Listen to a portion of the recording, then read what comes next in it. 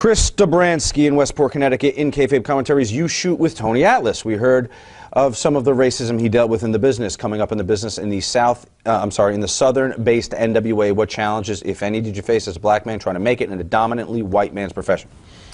Yeah, I had my problems there. I really had most of my problems, not a whole lot, but with Ole, you know, he was a bad man. Even if he knew your name, he would call you a nigger. He just didn't care. I remember one time I was refereeing one of his matches, and he was in the corner. I patted him on the back. I was asking him to bag out, and he turned around and told me, "Nigga, don't touch me. Don't put your hands on me." In the ring? In the ring. He told me that. One time I had trouble with superstar Bill Dundee. Elberton, Georgia. I never forget. It was a high school gym, and something happened during the match, but I was refereeing, and he yelled right out in front of everybody, "Can't you see what they're doing, nigger?" Just like that, man. And I mean, it was just unbelievable. I just kept right on going. Ric Flair walked up to me one time and asked me, he said, "Nigger, you like working here?" And I didn't know what the deal was. And he said there was this was Knoxville, Tennessee. He said there were some girls at the back door, and they were trying to get in, and they told him that I said that they could come in. I don't know who these girls are. I'm going to tell somebody to get in. I don't know who these girls are. But I mean, I think it was just a way to pick at me. And I remember Kevin Sullivan and Eddie Gilbert telling me, you know, that when they went to him to present the manager deal, you know, me being a manager, that he hated it. He didn't want Rick did. Yeah, he hated it. He didn't want no part of it. So Jim Hurd told me one time right to my face, I had to go in his office. The day me and Undertaker was in there. Undertaker was having trouble with Ole. Ole said he would never draw a dime, he wouldn't do this, he wouldn't be that. So Taker left, and that's when he came to Vince. But that day me and him was in that office, Jim Hurd told me to my face, he said, "Teddy," he said, "I can just be honest with you, Ric Flair doesn't like you." So why, I don't know. But did it change over time?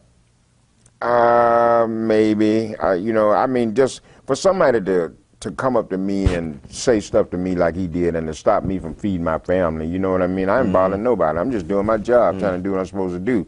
Gary Hart, since I'm thinking about this, Gary Hart was another man came and told me. He went to Flair, and he told Flair to leave me alone. You know, why you fucking with him? He's just doing his job. So, you know, I don't think it ever changed. I mean, me and him have talked since then, you know, we speak. I mean, if he speak to me, I speak to him. If he don't say that to me, I don't say that to him. I always thought that Gary Hart had the soul of a black man.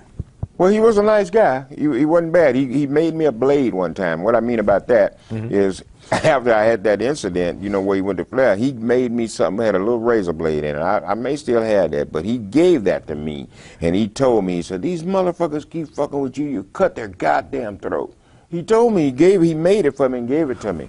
Gary Hart did. What about Watts? That's a name we sometimes hear. I mean, he always says, "I put the belt on Ron Simmons, so I'm not racist." But how did he treat black people behind the scenes? I don't care what he did for money. He put a belt on a platypus for money. I think that, you know, to say what you know, he made Junkyard Dog a star. Yeah. You know what I mean? I mean, he had Ernie Ladd for his booker. Right. You know what I mean?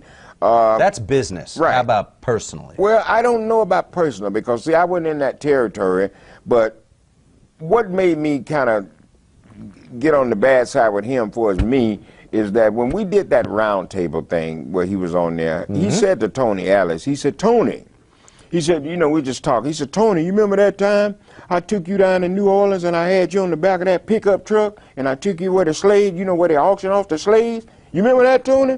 And Tony just bust out and started laughing about it. I didn't see nothing funny about that. You know, I couldn't believe that. And you know, but everybody thought it was funny. You know, it just shocked me.